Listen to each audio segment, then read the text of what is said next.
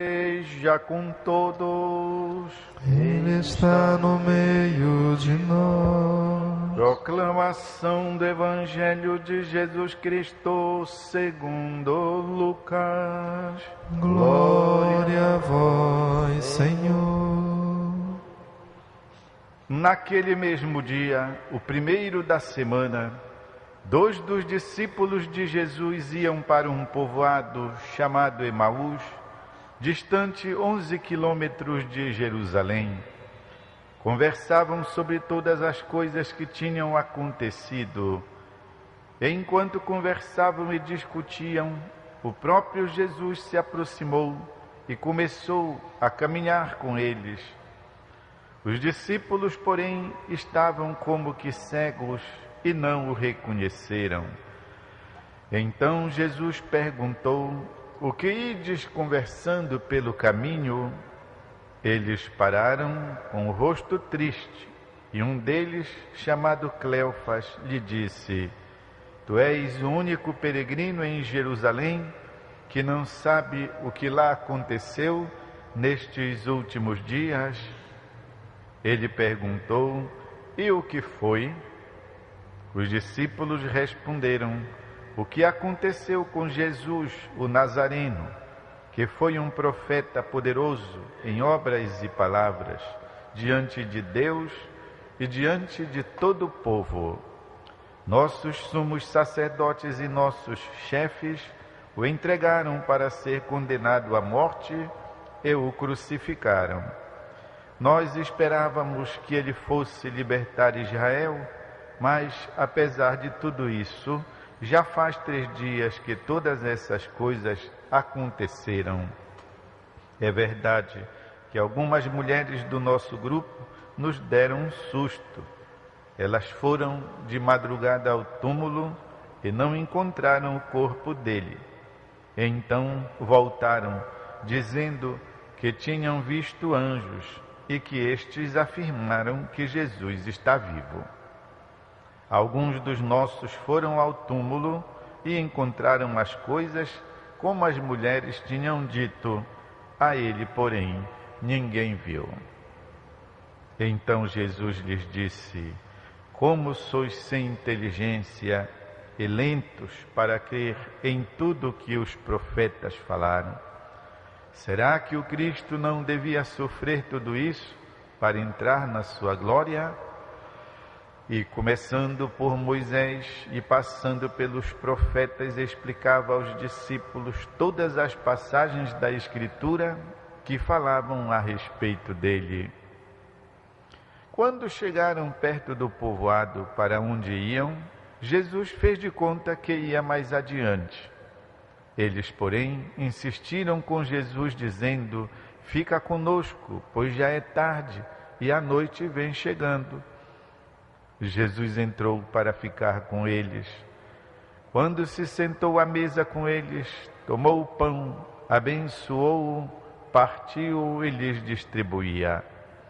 Nisso os olhos dos discípulos se abriram e eles reconheceram Jesus. Jesus, porém, desapareceu na frente deles. Então um disse ao outro: "Não estava ardendo o nosso coração quando ele nos falava pelo caminho e nos explicava as Escrituras?" Naquela mesma hora, eles se levantaram e voltaram para Jerusalém, onde encontraram os 11 reunidos com os outros. E estes confirmaram: realmente o Senhor ressuscitou e apareceu a Simão. Então os 2 contaram o que tinha acontecido no caminho e como tinham reconhecido Jesus ao partir o pão. Palavra da salvação. Glória a vós, Senhor. Meus irmãos e irmãs, uma nota característica do tempo pascal é a alegria.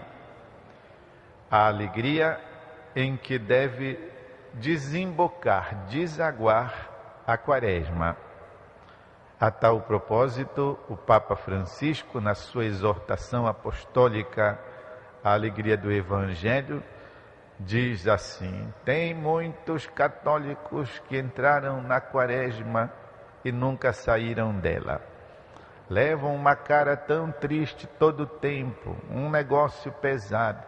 Parece que viver o Evangelho é uma coisa que exige muito sacrifício, então ficam com aquela cara de... Não, diz o Papa, a Quaresma deve desembocar na Páscoa. É um modo de dizer que a nossa fé deve alegrar o nosso coração. Se não chega a nos alegrar, é porque tem alguma coisa errada com a nossa fé, a nossa, aquela que estamos vivendo. Porque a Quaresma deve chegar à alegria da Páscoa. E se nós notamos em toda a celebração da vigília a lembrança das maravilhas que Deus operou na história da salvação, que nós recordamos na grande vigília pascal, através de todas aquelas leituras, desde a criação, passando pelo sacrifício de Isaac, atravessando o Mar Vermelho, desembocando, pois na libertação da noite do Egito, até a leitura da epístola, até a leitura do Evangelho, tudo aquilo é um convite à alegria. Realmente o Senhor ressuscitou e isso provoca alegria na alma do fiel. Assim, isso se prolonga ao longo de todo o tempo pascal, até Pentecostes. Há um convite contínuo à alegria. Se nós nos lembramos também do domingo, aliás, da oitava de Páscoa, que são esses 8 dias solenes, desde o domingo da ressurreição até o próximo domingo, que é o domingo da misericórdia, todo o tempo o convite é esse. Querem ver? Na leitura de hoje, sobretudo na oração principal da missa, por 2 vezes se fala da alegria. Ó Deus, que nos alegrais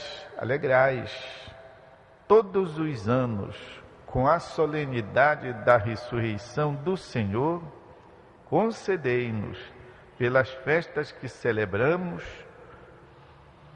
nesta vida, chegar às eternas alegrias.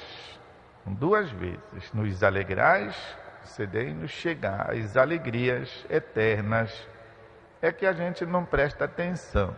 A gente participa da missa todo dia, mas é todo dia daquele mesmo modo, sem fervor e sem prestar atenção para o convite da liturgia, para as palavras da missa. E por isso, então, não descobrimos as belezas contidas nas orações, nos textos sagrados. Portanto, um convite à alegria. Nos alegrais todos os anos com a Páscoa, concedei-nos chegar às alegrias eternas. Se nós consideramos também o trecho do Evangelho de hoje, é um convite a uma exultação. Como seria a cara desses 2 discípulos que vão ali peregrinando de Jerusalém para Emaús? A cara de tacho, aquela que o Papa Francisco diz, Quaresma sem Páscoa, mesma coisa, vão se lamentando. E Jesus aparece na vida deles, no caminho deles. Aliás, esta é a mensagem do texto. Não é só contar um episódio, mas contar uma mensagem que vai no episódio. Eles voltam de Jerusalém para casa, diríamos, com uma mão na frente, outro atrás. Puxa, nós pensávamos que esse cara fosse, o homem, fosse arrebentar com os romanos, fosse nada. Agora nós voltamos para casa, assim, desse jeito. Chegando lá, vamos ouvir do pessoal: estão vendo, olhem que deu. Então, a leitura toda é um convite à alegria. E fala da nossa vida, meus irmãos e irmãs. A vida da gente, porventura, não é isso? Tantas vezes a gente caminha desanimado, está desanimado, com as esperanças perdidas. A esperança é a última que morre, se diz. Mas muitas vezes parece que a esperança já está sepultada há muito tempo. Perdemos a alegria do nosso coração. Não vemos mais possibilidade alguma. Sobretudo quando a fé também desaparece, porque elas estão sempre juntas, essas trigêmeas. A esperança, a fé e, é claro, na vida da gente assim, falta a caridade, falta o amor. Por isso fica uma vida pesada. Por isso, Quaresma sem Páscoa. E o que acontece? Olhem, prestem atenção. É Jesus que aparece na vida deles. Não são eles que vão procurar Jesus. Diz que Jesus apareceu. E o que é que há da parte dos discípulos? Uma atitude de acolhimento. Aqui está o segredo, meus irmãos e irmãs. Jesus aparece e eles o acolhem. Ou seja, bate na porta deles, até se intromete na conversa deles. E eles vão abrindo espaço, até que, ao chegar na casa, eles pedem: Senhor, fica conosco, já é tarde. Olha, o dia já vai chegando, a noite já vai chegando, fica com a gente, é perigoso. Fica aqui, amanhã você continua a sua viagem. Então, meus irmãos e irmãs, o mesmo Papa Francisco diz, no mesmo escrito dele, sobre a alegria do Evangelho, que nós não devemos abandonar as moções interiores do Espírito. Parece difícil entender o que seja isso, mas não é. A moção interior do Espírito. O que é? Aqueles impulsos de bem, de que algumas vezes nós somos tomados de conta. Nos bate a vontade de fazer o bem, a vontade de decidir aquilo positivamente, por exemplo, por uma reconciliação, por um perdão. O impulso que nos dá de ir à missa, o impulso que nos dá de rezar o terço, aquele impulso que nos dá de parar um instante, fazer uma oração, aquela vontade que nos vem de fazer o bem. Ele diz que não é para abandonar e não deixar passar essas oportunidades. E ele fala dizendo, sobretudo quando se trata de gestos de conversão. Ele fala até que é para as igrejas estarem abertas. Graças a Deus, aqui a Basílica Santuário fica aberta das 6 da manhã até as 8 da noite. Nem fecha para o almoço. Ao contrário, meio-dia tem uma Santa Missa cheia das pessoas que estão no intervalo do trabalho, que estão vindo do trabalho, que querem participar da celebração ao meio-dia.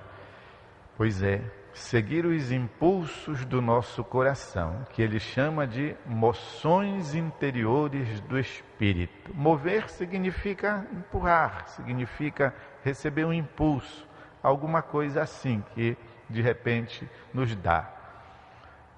E em sendo assim, nós ganhamos, ao invés de perder, muitas oportunidades de sermos melhores. Pensem só.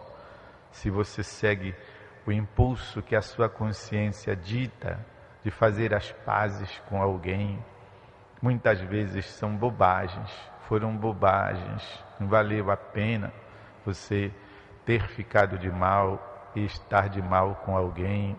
Deus o livre. E se lhe dá um infarto e você morre, assim, como é que vai ser? Morreu de mal com alguém, Deus o livre. Seguir, pois, as moções interiores do Espírito, mesmo que a pessoa não mereça. Dê um gesto, faça alguma coisa assim que diga: minha porta está aberta, o meu coração está entreaberto, entre de novo. Pois é, os discípulos de Emaús, que nós só sabemos o nome de um deles, Cleofas, fizeram isso. Abriram a porta da casa e do coração, e Jesus se revelou para eles num gesto de bondade, o mesmo gesto que ele fizera na ceia. É por isso que eles reconheceram Jesus, igualzinho como ele fez na última ceia. Com os apóstolos, nós vimos esse mesmo gesto aqui, nesse que veio andando conosco. E é por isso que então o coração deles se alegrou de tal modo que, olhem só que coragem tomou conta deles.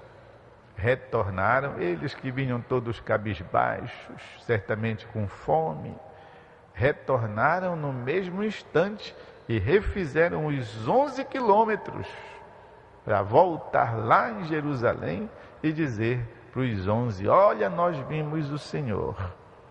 E lá todo mundo já sabia, porque Jesus já tinha também aparecido a Simão Pedro e a outros discípulos. Meus irmãos e irmãs, Deus não pede tanta coisa, não pede nada de extraordinário, pede só que façamos aquilo que devemos fazer. Abramos o nosso coração para acolher Jesus, abramos o nosso coração para acolher as pessoas. E Deus se revelará maravilhosamente, restituindo-nos a alegria. Vamos fazer um instante de silêncio, para alguma coisa disso ficar em nós, não é possível.